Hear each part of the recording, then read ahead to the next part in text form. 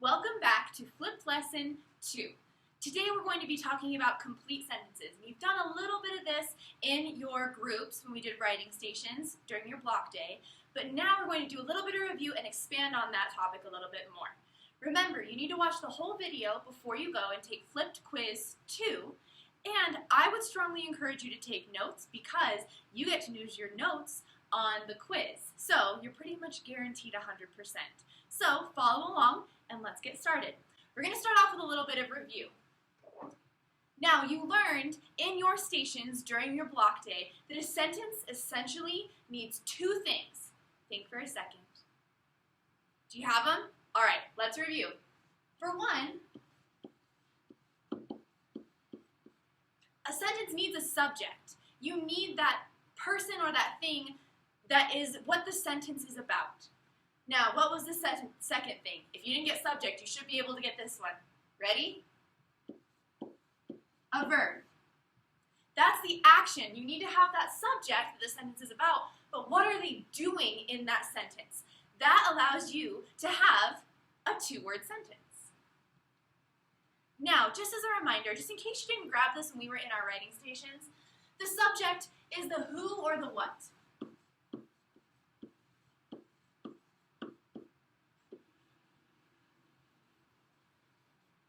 The who or the what of the sentence. So if you look at a sentence and you read it and you go, who is this about? Or what did that? Then your sentence is probably missing the subject. The other piece is the verb.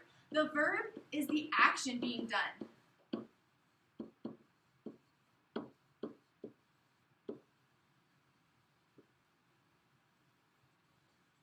So if you read a sentence and you say, okay, I have a subject, but what did they do? What's happening? What's going on? Chances are your sentence is missing a verb.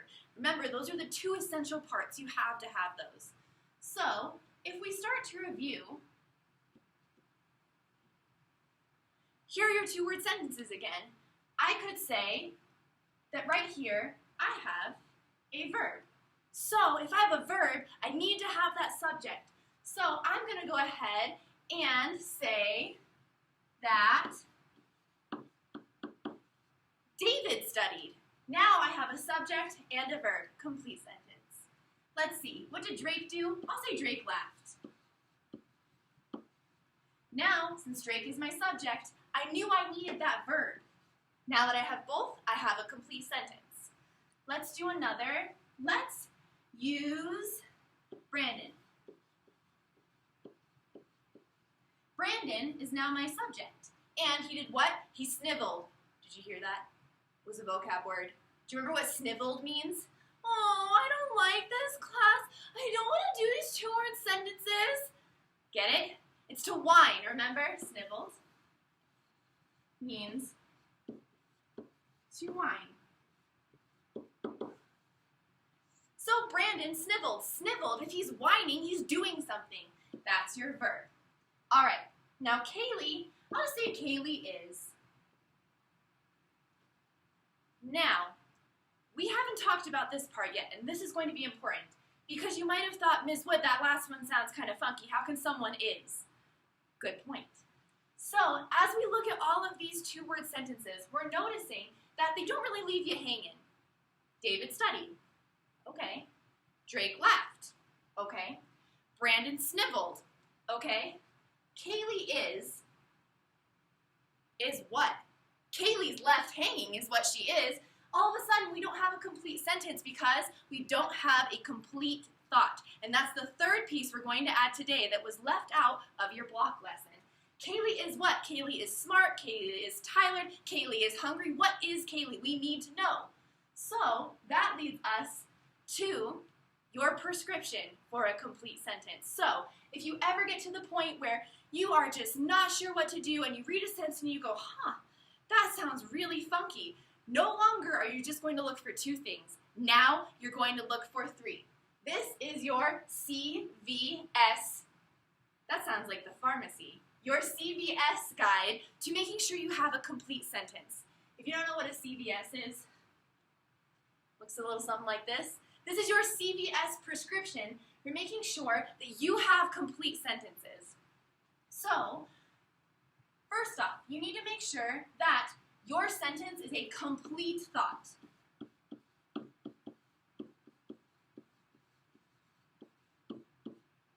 That's important because if I just say, Kaylee is, well, we still have a subject. And is actually a verb because you can be something. Kaylee is something. We're just not sure what. So you still have a subject and a verb, but that sentence isn't complete because you left out the complete thought. That's very important to making sure that you really have elaborated what that sentence is about. You also, what do you think that V stands for? You need a verb. You need that action. Something has to be happening in your sentence. And lastly, you guessed it, you need a subject. You need someone who's doing that something and is involved in that complete thought. So if you are reading a sentence and you're stumped and you're not quite sure what's missing, look for CVS. You need to find the subject and the verb and the complete thought. You're probably going to want to move backwards through this, but just for the sake of being able to remember, CVS, just like the pharmacy. This is your prescription to make sure that if you ever run upon an incomplete sentence, or we like to call those fragments,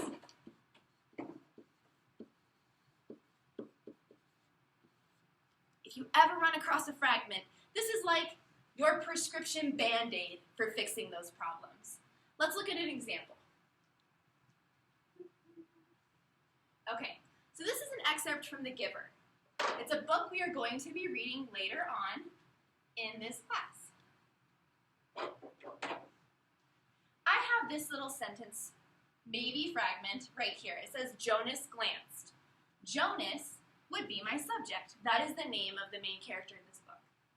And what did Jonas do? He glanced. Perfect. Now, this is important. If I have that subject and a verb, and is it a complete thought? Yeah, I could say, Jonas glanced. That's perfect. So if it is a complete sentence, what do I need to put at the end of it? Exactly. I need to put a period at the end of it, just like we've been doing in our editing passages. You need to make sure you have a period at the end of that sentence. Let's look at another example. Whoops.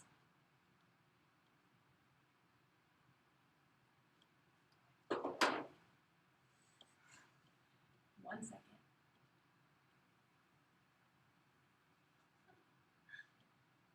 That's fine. Now, in this one, we're going to be looking at this fragment right here. Quickly at the wall speaker. Okay, well, I know a wall speaker like the one we have in our classroom. A wall speaker is a thing, so maybe that's my subject. But what's the wall speaker doing? I don't see a verb. Okay, so since I have a subject, but I don't see a verb, I think that's an incomplete sentence. And in addition, what quickly at the wall speaker? What's the what?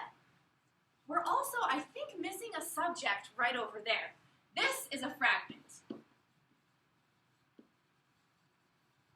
It's missing a verb and it doesn't express a complete thought. Let's do another. Okay.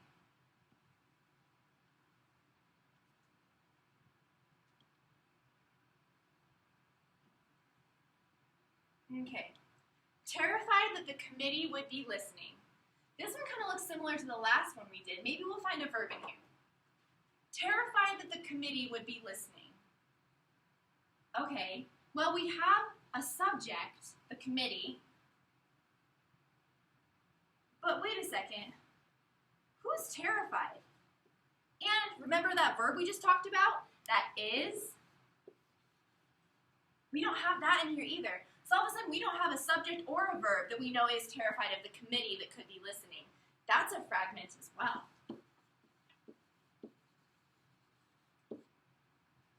Okay, let's try this.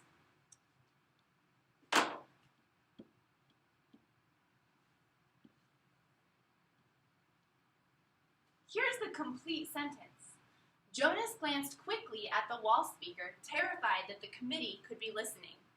Holy smokes, I think we did it. All of a sudden, we have Jonas, who's the subject. And what did Jonas do? He glanced. Perfect. But now we have that bigger piece of it. Jonas glanced quickly at the wall speaker, terrified that the committee would be listening. All of a sudden, we definitely have a more complete thought. What did Jonas glance at? He glanced at the wall speaker, and he glanced quickly at the wall speaker. We also know that he felt terrified when he glanced quickly at that wall speaker because he thought that someone might be listening. This is a much more complex, rich, complete sentence that gives us a way better idea of what Jonas was doing and what he did when he did that, which is a whole complete thought, which works a lot better than just saying quickly at the wall speaker or Jonas glanced. That's what I want to challenge you to do, and that's what we're going to do in class, is make your sentences more rich and more complex so that in your writing, you give your reader a better idea of what's really going on. Now, that's all I have for you. Don't forget, this is important. Your sentences need to have a complete thought, a verb, and a subject. Those are the three things I really want you to focus on. Complete thought, verb, and subject. Your CVS, prescription Band-Aid for fixing these fragments that I've been seeing a little bit in class. Make sure you write this down, pay attention, and if you feel like you're ready, you can go ahead and take Flipped Quiz 2, or if you feel like you just need a review and you weren't quite understanding how we did some of the examples, or you didn't quite get all of the notes, go ahead and just pause it, rewind it, fast forward to the part you need to be at, and do what you need to do to make sure you're prepared for class, and make sure that you take the quiz, and make sure you press that submit button, because that's important for me to know you did it, so that you can participate when I see you in class. Have a wonderful night, or morning, or day, whenever you happen to watch this, and I will see you in class. Thanks, guys.